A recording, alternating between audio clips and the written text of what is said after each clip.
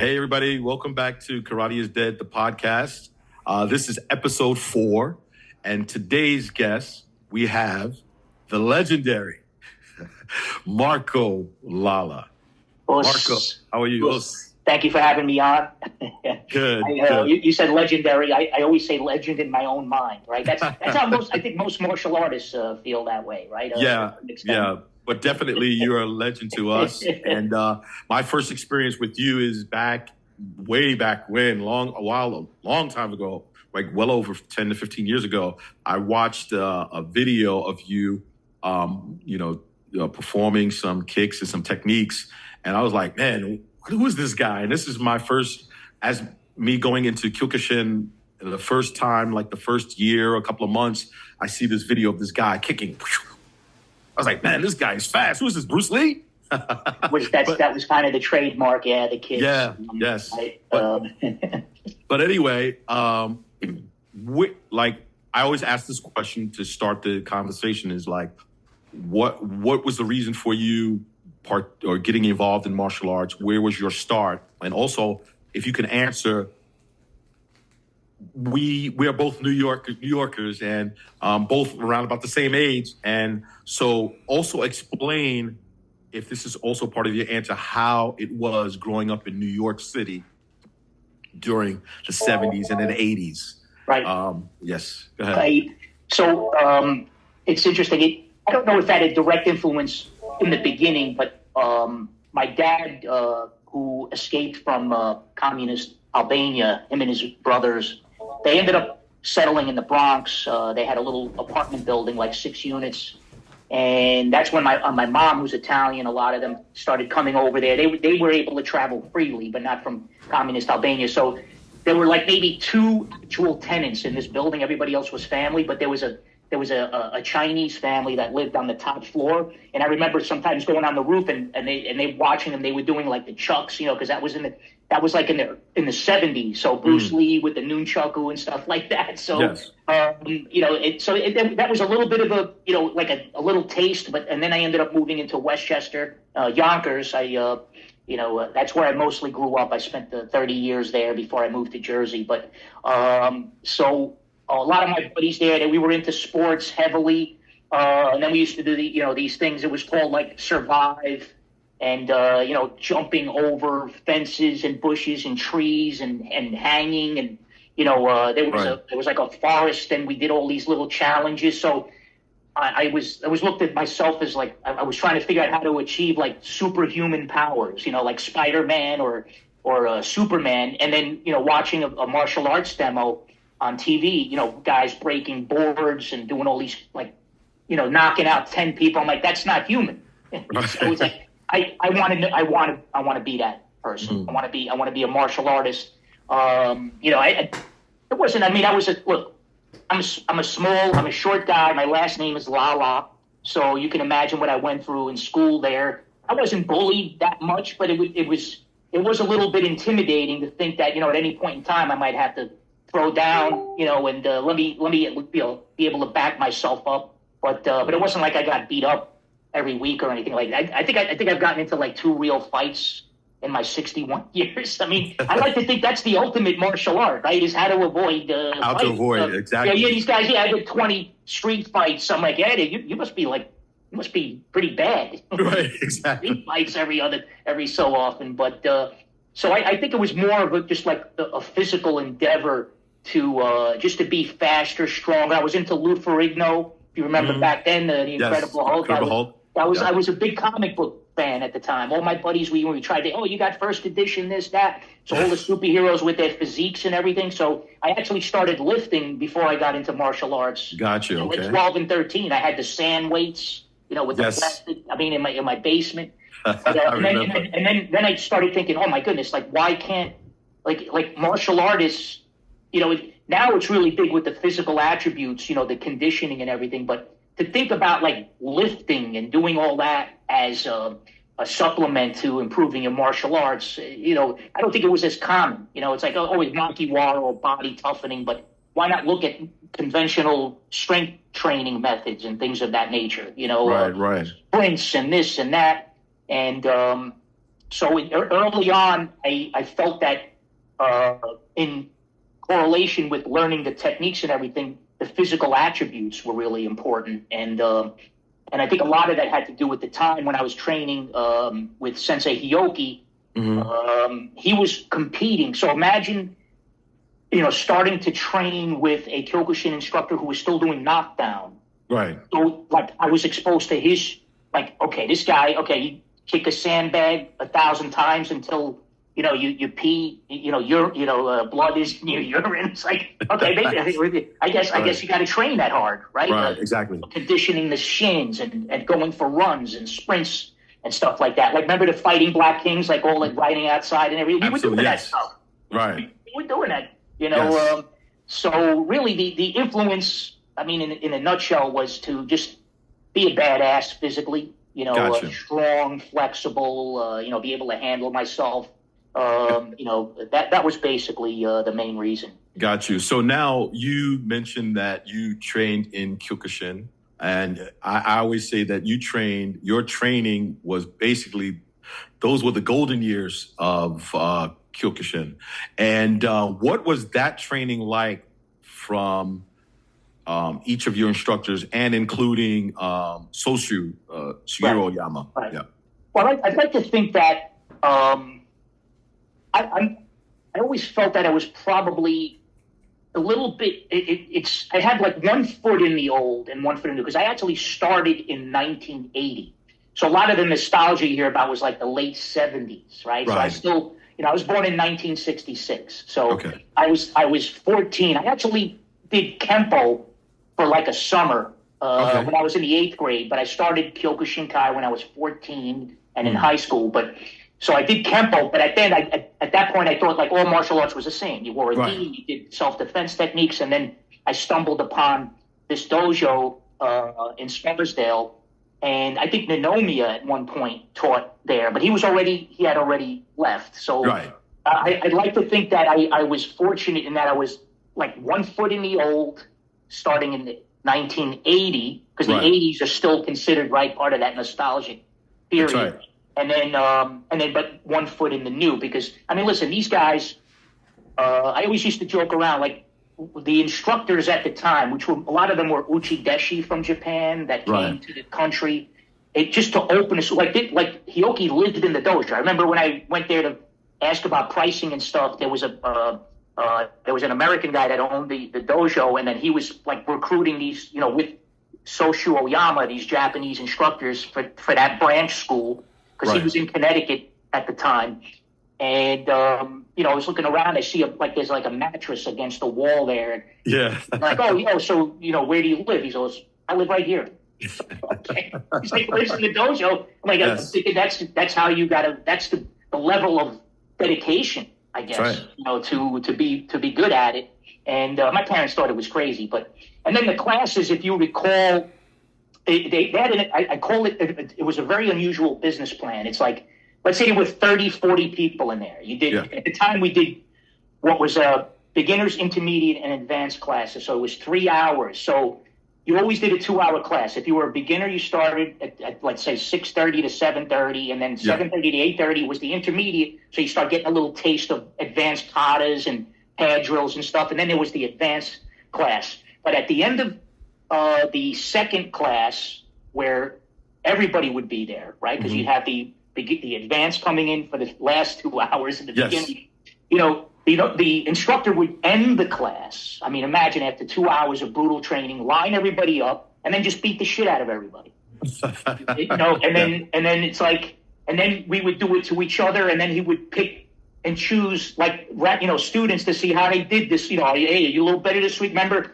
John there kicked your ass 2 weeks ago. Did you take him again? So it was like an intra dojo tournament. But that was every class. Right. So I'm like, and people going home and laying this broken rib. I would go home to my mom. And I'm like, hey, how was class tonight? Oh, mom, it was great. I'm like, I can't even.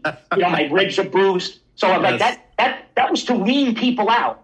Imagine that philosophy today. I mean, how do I get rid of the people that are not serious about training? Wow, that's That's not a interesting. great business plan. You think about it, it's like, the kids' classes, so after like a few months, because of my dedication and showing up regularly, I got the honor of teaching the kids' class. He's like, "Oh, you really into this? I need help. Why don't you after school come here teach the kids' classes?" And in return, I didn't have to pay. So Okay. that was like, okay, now I can come every day or all the Yes. time, Right. 4, 5, 6 times a week. So I was very fortunate in that by doing that, not only was I training, but by teaching the kids classes, and you know this as well as anything, teaching is another art in and of itself. So I was being taught how to teach too, all the basics and the That's foot right. positioning and the pivoting and the hip placement and the Yes. purpose behind all the techniques because then I had to verbalize that Exactly. in the class. Exactly. And So sometimes it's not that easy, it's especially not, when you're no. training kids, right? Because Especially if when you you're training kids, right, absolutely. so The kids, it's funny, and back then it wasn't like as psychological as it is today. Like kids' classes now, what are they like 45 minutes, 30 minutes in and out? You got half of it's games and stuff like that. Yes. They just did the adult class was the kids' class. They would bore out of their minds in the first 20 minutes, and then we used to have these like we called them punishment drills. Like we made them do push-ups, or there were metal rafters in the dojo, so they would take a belt and hang the kid. And then I think they used to start getting in trouble on purpose because they would all be hanging by the end of the class there, as part of a punishment. But the kids' classes, it's you've heard of like a hockey mom, right? Like I mean, yes. you would see all the extremes. Like, we use the shinai, right? So a parent would come up to me and like, you use that in the class? Oh, I don't know, that's not. Then another one would like, hey, see that? Can you hit my kid a couple of times, like really hard? It's like it's interesting. And then some of them there was this one young kid there who got into the tournament scene. He was even getting into like magazines and stuff. Yes. They were driving him. I mean, they burnt him out. Like by the time he was like 14, 15, he didn't want to have anything to do with karate anymore. And that's as an instructor, you hope to have an influence. Ultimately, the parent is a child's real Absolutely. Instructor per se. Absolutely. But so a lot of that was interesting to see the aspect of how the dojo, and I always use this as an analogy, is like the dojo was always like a microcosm of reality, right? How you train there, your attitude in the class. So as an instructor, there's a hierarchy. You have the master, then you have the senpais, and then you have your fellow students, and then there's a curriculum, there's a protocol. Right. Starting like I see that's actually people start making fun of that a little bit today. Like call it cult-like, and I'm like, no, I'm sorry, it's rules. It is teaching. He's not wrong, or you didn't clean it, or it's like okay, that translates into the outside world, right? And I always tell my students that. Because most people think that when they send their children to karate classes, they're trying to help them with their discipline. But as adults, we also need enhancements and reminders in our discipline as well. I mean, it never stops. It never stops. So with that being said, right, when you hear the term karate is dead, in your honest opinion, what are you thinking? What do you? Been trying to think of an answer to that question. It's like it's tough because karate has changed my life. There's no question about it. Right. Now it depends on what your goal for karate is, but in the traditional sense, I wouldn't say it's dead. I think you have to define what dead and alive means. If dead means it's not going to be a means of creating a thriving enterprise. 100 schools or whatever. Maybe it is dead because a lot of people are looking for, I think, different things today, shortcuts, and they don't want to dedicate themselves to something so long. Right. You could never see the same type of deal that happened in let's say the 80s, right, or even the early 90s. But but it's so critical. But it's. Sometimes I think karate is, a lot of these traditional arts, whether it be taekwondo, karate, and so forth, I think they're in their own form of survival, right? You take karate for self-defense, but it's like the concept itself is like is trying to survive. Right, exactly, conceptually, It's like the typewriter versus the keyboards, and that, then AI, and then touch screen. I think that's why there has to be a something bigger. Like my instructor used to tell me about, when I got injured, sometimes I couldn't train. He's like, oh, I'm going to lose my skills or whatever. He goes, Marco, if you got into a car accident, became a quadriplegic, you could never lose the karate spirit. And that stuck to me for my whole life, because even when there were gaps where I didn't train as long, I always felt I was a true karateka because of my approach to life. Does that make sense? It makes a lot of sense, no. Yes. But the phraseology karate is dead. I'm afraid that it's in a situation where it's just not as popular as it was. Just like there was ninjutsu. Remember, it was judo was all the rage, and then remember there was that ninjutsu was all every cover of magazine or whatever. It's like, that's right. I think it goes through phases. Yes. But I don't want to say it's dead. It's different. Right. It's different now. Right. And I think, unfortunately, some of it's lost, and there's guys like yourself that are keeping, I want to believe, the true spirit of what karate is all about. Yes. Look, I ultimately, I trained, I was officially, I guess, Kyokushin for about 15 years, from 80 to about 95-ish. But then I started doing judo in the early 90s, and then Brazilian jiu-jitsu. And I ended up getting black belts in both of those arts as well. Okay. And it's just different to see the different, like I remember when I went from karate to judo, and then from judo and Brazilian jiu-jitsu kind of concurrently, just the fact that you're able to walk around the mat freely, I was like, wow, I'm not used to this. It's like, it's like, because in a karate class, it was like everything was so structured, And so regimented, yes. But I always thought that without that, now the big thing is you see this ecological, there's a philosophy out now with in jiu-jitsu, ecological training. It's like, oh, you can't teach a person an arm guard because there's so many different ways to do it. They got to just kind of learn it while they're doing it. And that's insane. Yeah. That's like, you're going to have heart surgery with a doctor that just kind of wung it. Yeah, right. When he was in school, no, he had to learn the basics, how to do this, where the foot goes, where the arm, and I think that's why I always envisioned my Tetsubushi Jitsu was the idea was you're going to take the best of traditional training. You see the way we did Sanshin, you have your 20 strikes, your 20 blocks, your 20 kicks or what have you. All right. Instead of doing, let's say 30 or 20, do 10 but then add in the curriculum. That's where, and the UFC had a big influence in this.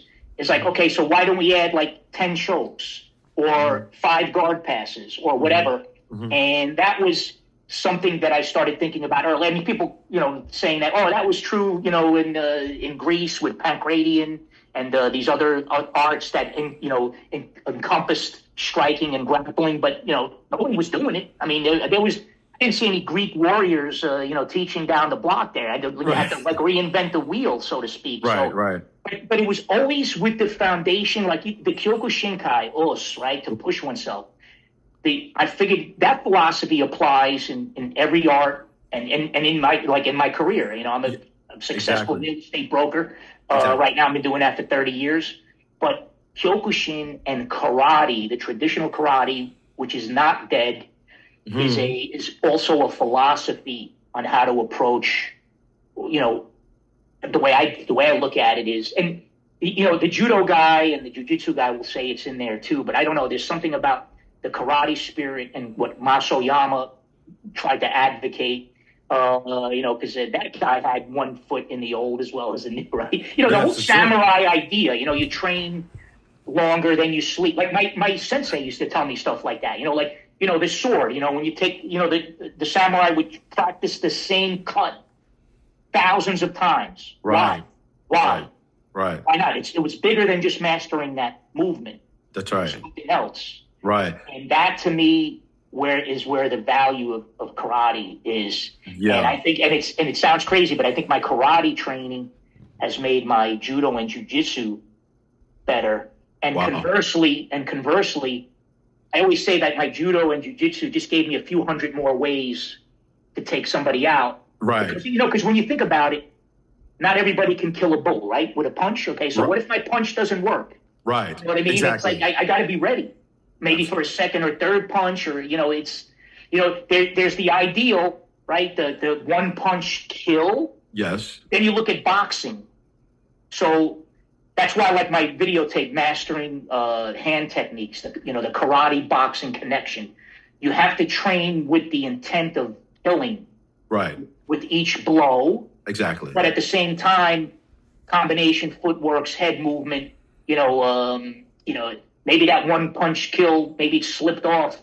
Right, exactly. Because of sweat. I got to be able to recover, Exactly. and follow up. And that's where I think that's why the knockdown, they say Kyokushin's the strongest karate. Why? Because there's that offshoot of the fighter that's training for knockdown. Right. And if you read Nakamura's Face of Karate, when they went to Thailand, what did they do there? They went and lived there for a while, and they recruited boxing and Thai guys to integrate it. I mean, you can make an argument that it's like the Sanchin Basic or the Senkutsudachi Oizuki made them beat 2 of the 3 Thai guys. No, I don't think so. I think it was that mentality, if you think about it, right? Right.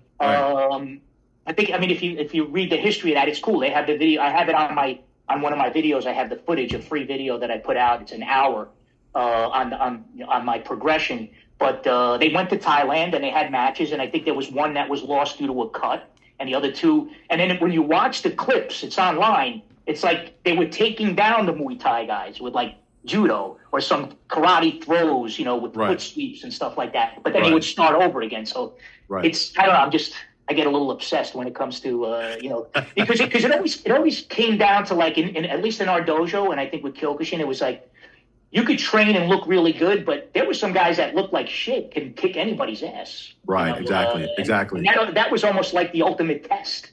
It's like, you were a good fighter, Yes. People would look the other way. So with that being said, because we come from this background, how important is it that a dojo is pressure testing or practicing full contact in their dojos? How important is it? Well, I think what is important, number one, is if you are the head of that dojo, you must have pressure tested what you're teaching. Even if a student will never pressure test it on his own, you need to have pressure tested it.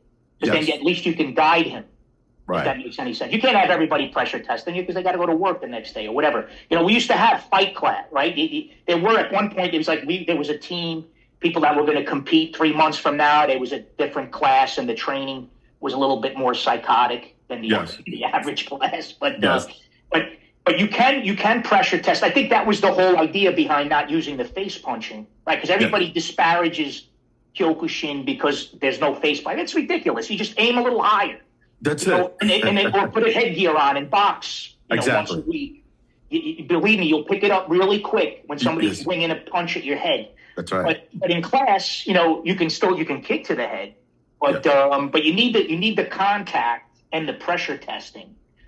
But it's the instructor. That's what I mean about it's not just the technique and your ability. It's you need to learn how to teach. You have to be taught how to teach. And there are ways you can create sequences, instead of like a ippon kumite, where you could do a 1, 2, 3 step, like we used to do that with a leg kick, knees, elbows, punches, pad work. So you can try to simulate, pressure testing. Jiu-jitsu has what's called a flow roll, where they roll. And like they'll get into a hold, and you could have tapped the guy out, but you let go, and then you just flow into like 5-10 minutes.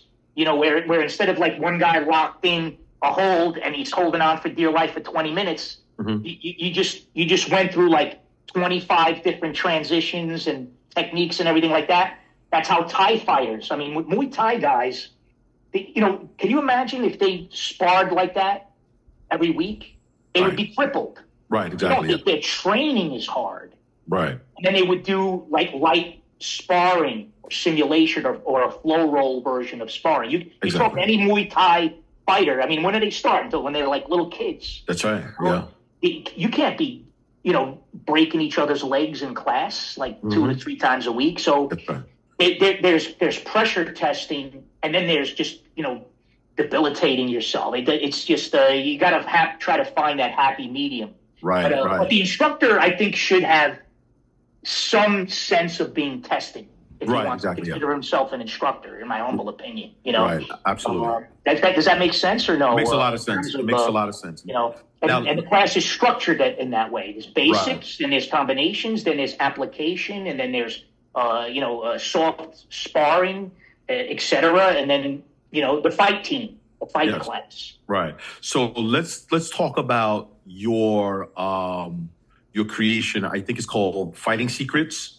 The website, you mean? Yes, the website, your website. Yes. Yeah. Now, it's strange enough. Well, it's not strange enough. I think it's a blessing that you produced that so long ago. Yeah, it was actually, you know what? I think it actually might be like 20 years, because there was a point where I had an online presence, and then I just disappeared for 10, I remember 12 years, and then came back. Yeah. And now today, it's a rebirth. Oh yeah. Well, listen, that goes to the karate. Right, I want to get my black belt. Okay, you got your black belt now. Now what? What's the purpose of training? No, it's much deeper than that. So it's almost like, and there's a lot into that. Like, so FightingSecrets.com was part of I was into listen, I have a marketing degree. I was in the printing industry. I'm very familiar with mail order advertising, copywriting. I studied all the greats, headlines, how to get attention. FightingSecrets.com. I'm so lucky. I actually was able to register that 25 years ago. Right. So, or even my video, how to knock out any attacker within seconds. That was my third product, because I had already written Phenomenal Endurance Training and The Ultimate Weapon. And then, so I had a little bit of a database of about 2,000 people that ordered that over the years. My first ad came out in Inside Kung Fu. I remember Inside Kung Fu, the magazine. Inside Kung Fu. But, at that point, too, if you looked at all the magazines, remember there was Death Touch, how to knock somebody out with a point, hitting a pressure point and all that bullshit. I'm it would be cool, I was trying to think of a product, and then they had already won the knockdown championship, the North American full contact knockdown championship in '87. So one morning I was running, it was 1990 or something. Somebody sends a big double envelope with a VHS tape and has the whole tournament in there. Imagine 3 years later of me winning that division. So I'm holy shit! I knocked out four people that night in the elimination style tournament. Right. I could make a video out of this, because that was Panther Productions was just really ramping up and all that stuff. That's right. I remember Panther Productions. Yeah, and just to make for the generation that don't know Panther Productions. Panther Productions was a video of actually a VHS.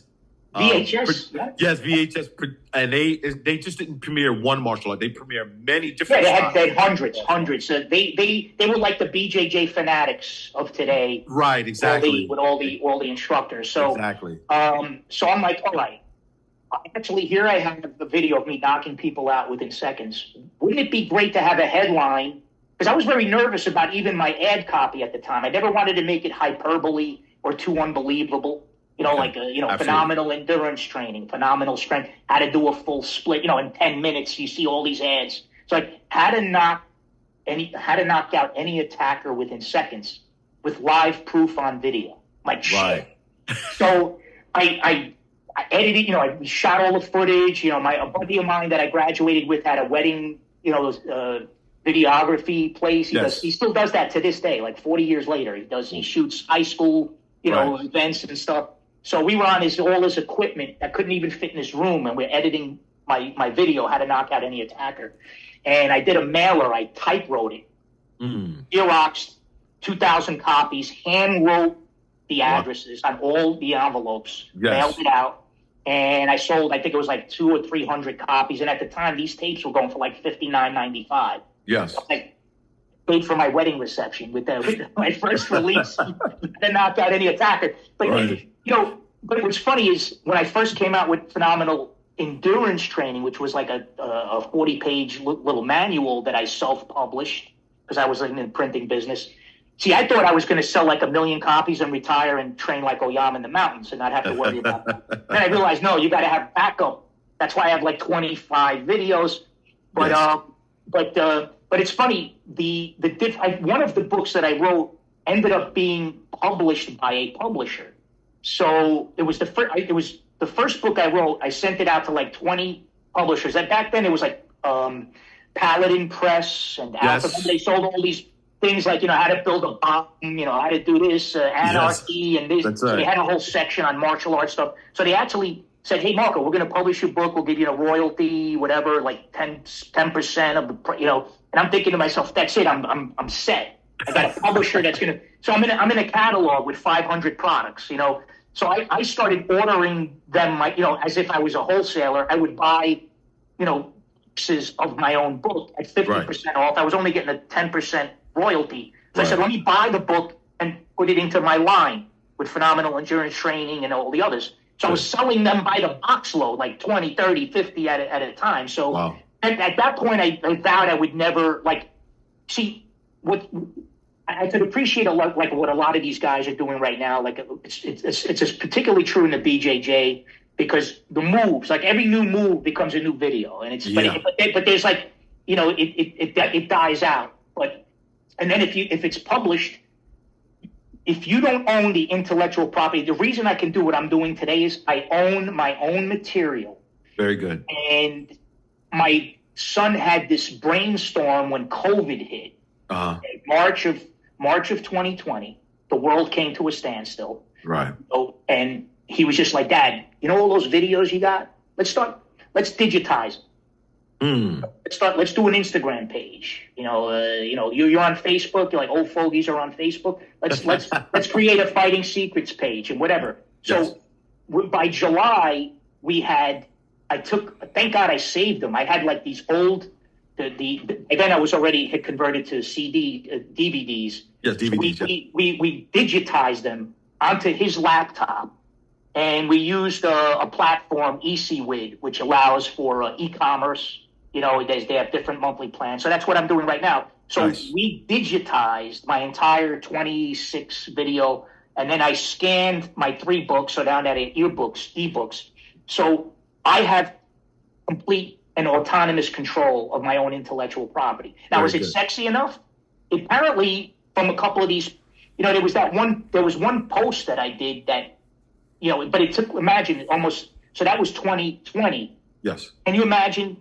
It's now 2026, January. Was one of my first posts that hit millions. Right. Wow. So it's like a Gary V thing. I mean, you got to do this. This stuff is like martial arts. It doesn't take 6 months to get a black belt. It may take 3, 4, 5, 6, 8, 10 years. It's the same thing with internet. To me, I'm like a one stripe white belt right now when it comes to social media, and I'm just starting to get some traction now. But I have all the intellectual property, so I have enough stuff to play around with till I'm dead. Yeah. Wow. Think about it. I mean, that sounds crazy, but that's how you have to think. You've heard of NVIDIA, right? That company right now that's blowing up. The CEO there said, listen, right now with what's happening with AI is the information is so available. Like, remember they would say, oh, you're not going to have a calculator. You better learn your multiplication tables because you're never going to have a calculator in your pocket. Right. Now you can do that with coding and everything like that. He said, the real skill is being able to look around corners. Like, can you take all the information that's going on right now and try to predict 6 months or a year from now? Right. And I kind of did that. Like I hinted about the UFC. I mean, again, it's not, mixed martial art is not a new thing. But when that came out in 93, I had my dojo at the time. All my students came to my house. Yes. My wife made food. We watched it. The first fight was the sumo guy. Remember, he fought that guy, Gerard, who I think was a Kyokushin guy, savant. He was, and he kicked the guy's tooth into the stands. Yes. Like, oh shit, this is not knockdown. This is like they're really hitting each other. I mean, you know what I mean, with no rules. Yeah. So I'm like, why? Like, I should be able my karate training should have prepared me to go into that tomorrow. Right. It may not have. Right. In fact, I think 2 or 3 events in there was like a Japanese knockdown guy that Hoist fought. He choked him out, I think, in like 2 or 3 minutes. So to me, that was a lesson in that. Okay, my karate training, for a while it was like, how can my karate training defeat this? But then you realize it's hard to defeat that if you're looking within. Sometimes you got to look without. Right, I got you. If that makes sense. So I guess that term, thinking outside the box. Thinking outside the box, right? So in order to defeat something, you got to kind of master it. Yes, And then I rationalized, like you always hear stuff like, oh, Oyama was like a 3rd or 4th dan in judo, and then he did kendo. Why not me? I should look into that as well. Exactly. But I know I'm kind of bouncing around, but it all comes down to a main purpose.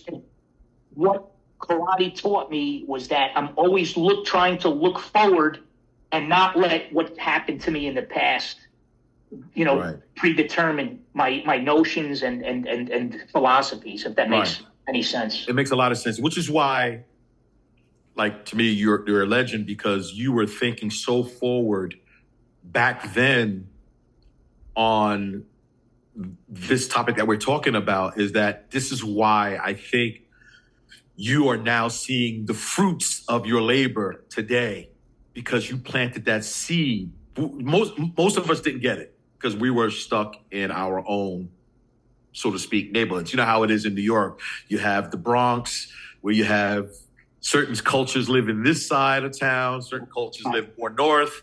In Brooklyn, the same thing. Until you start venturing off into other neighborhoods, you're not going to understand, wow, I could buy their food there, in that neighborhood. It tastes good. They could come over here, and now we're intermingling, So you're getting to learn about that other style, which, like I said, which is what you're doing, what you planted back then. Now it's growing huge, and it's going to get bigger. It's going to get even bigger. And even before that, to some extent, but within the striking realm, like before you had to be 18 to do knockdown.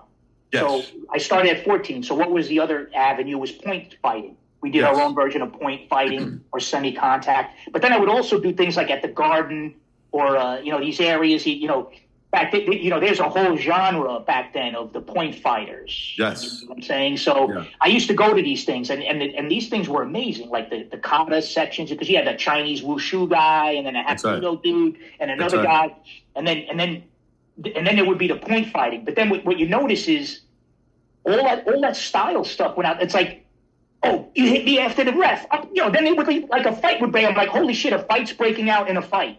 Right, exactly. All the other shit. It's like, but then all it looked like was bad boxing and shitty wrestling. And I'm like, what happened if that was taken out into the street? Which art would have been, and then it's like, all right, that's where I started thinking with the knockdown, like the hands or boxing, Muay Thai and boxing, with the idea of but so you understand what I'm saying? You ever go to these tournaments and a fight breaks out? I'm like, shit, I was came here to see a fight, but it looked nothing like when they got mad at each other and they were really fighting. It was like, I've actually seen that, because prior to coming into Kyokushin, I was S. Henry Cho Taekwondo, and I once saw that where these guys, especially when it came down to like the black belt finals, it was intense because everybody was surrounding that ring, And when a call didn't go their way, oh my God, people would just dispute it, and like you said, fight will break out, and I'm like, wait a minute, hold on, I thought this was like a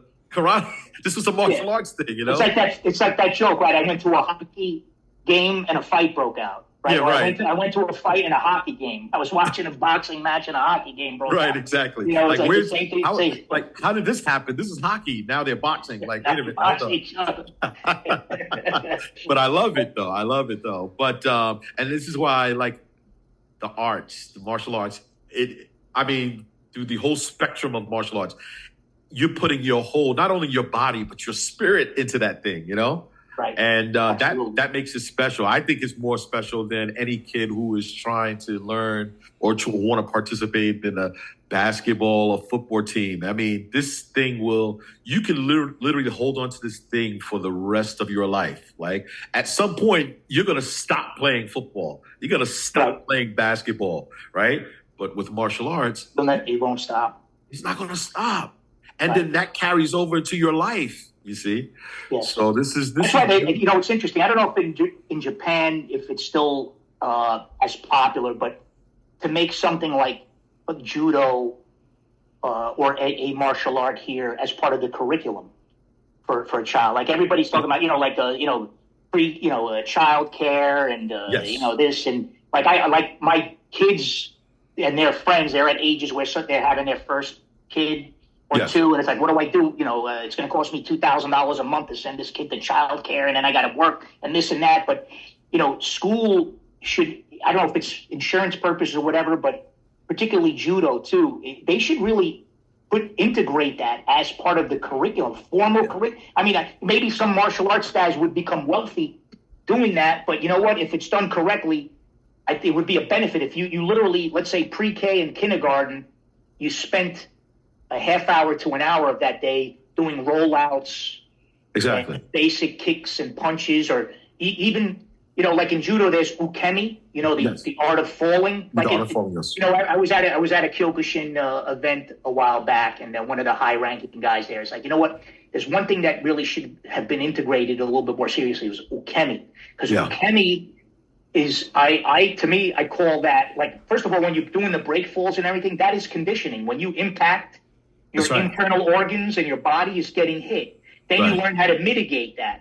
Exactly. Right? Yeah. And then you move into like with karate, a lot of times you can go for a while without actually getting hit. But with judo, the first thing you're doing is you're grabbing somebody and you're pulling and pushing and whatever. You know what? We're doing that in life every day. Yes. Here you are now, you're creating it physically. So a child who's learning how to fall, get up, grab, push, pull. Exactly. You know what I mean? Exactly. To me, that's more valuable than anything else, because your mind starts thinking that way, And then with that, after doing that so many times, you kind of lose that fear of falling, because you understand the concept of falling, like taking your head, tucking your chin, rolling over your shoulder, you know what I'm saying? Right. So you kind of lose that fear. I mean...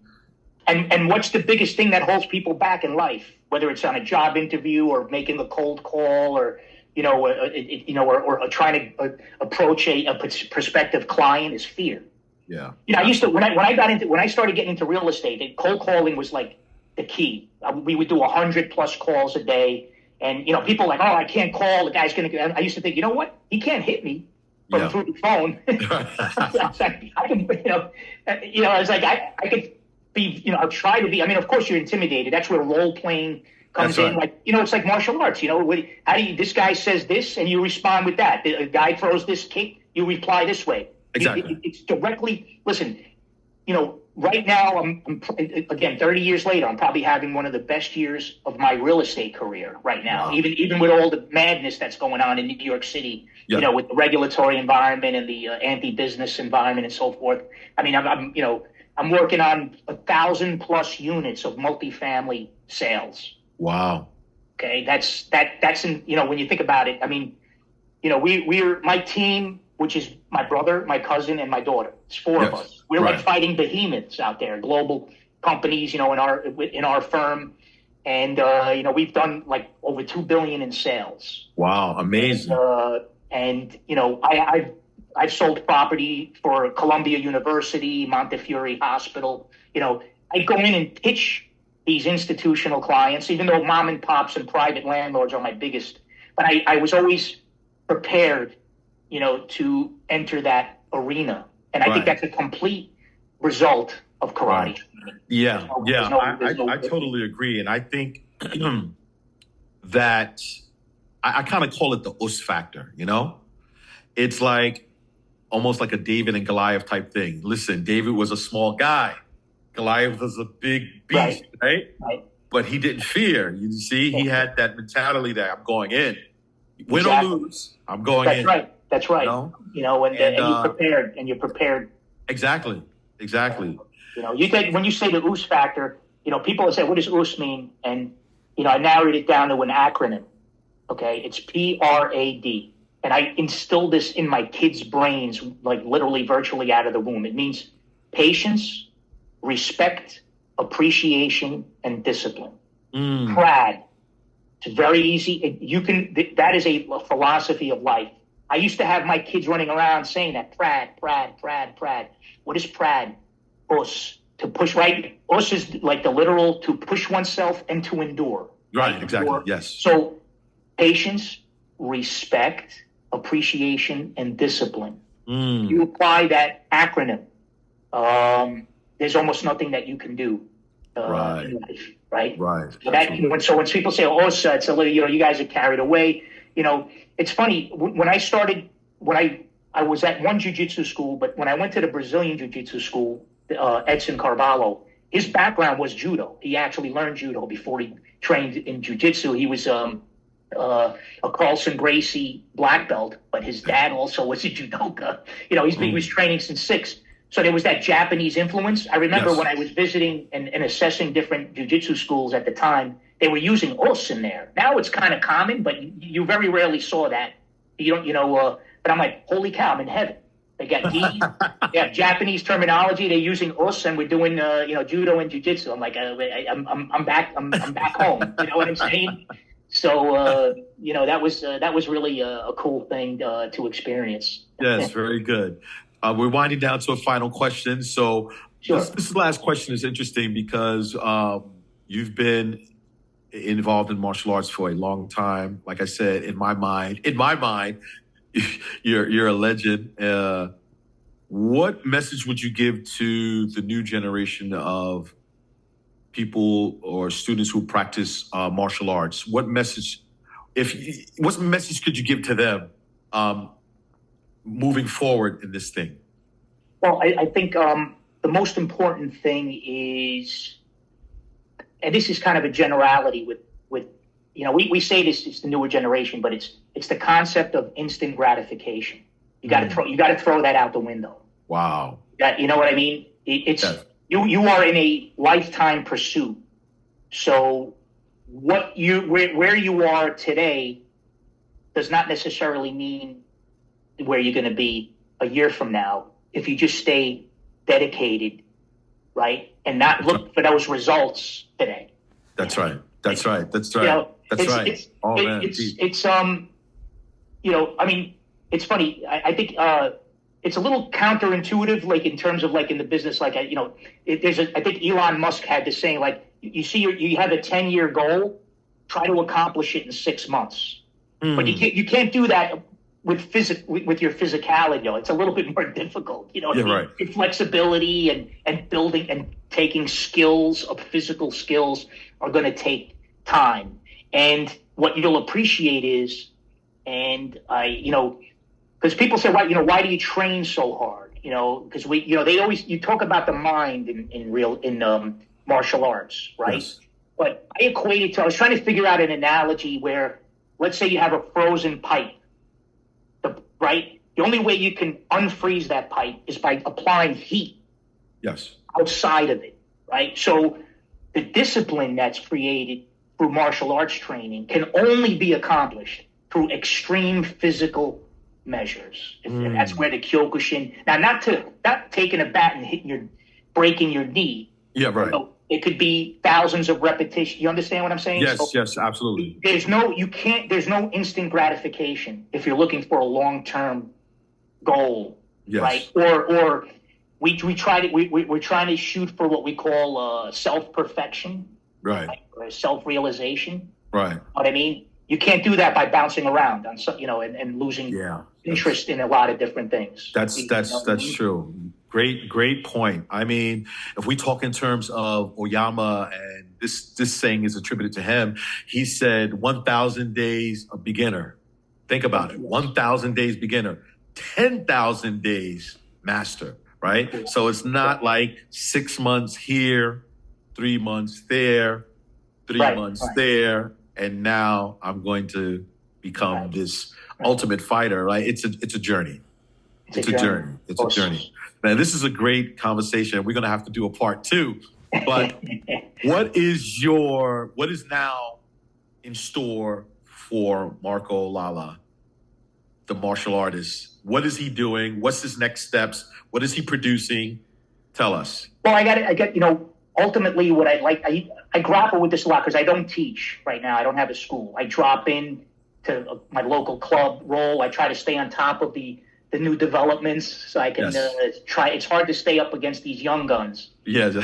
But the first thing I did a few months ago was I created MarcoLala.com.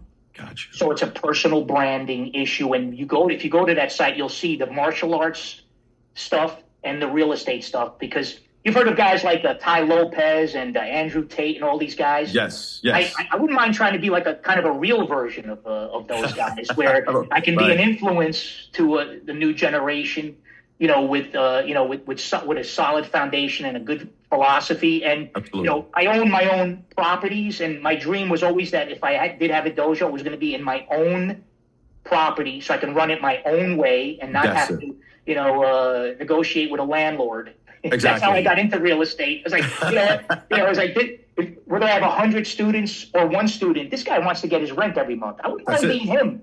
Right. Exactly. Exactly. So I got my license the next month and started doing sales. That was in 1996. Wow. License 30 years ago.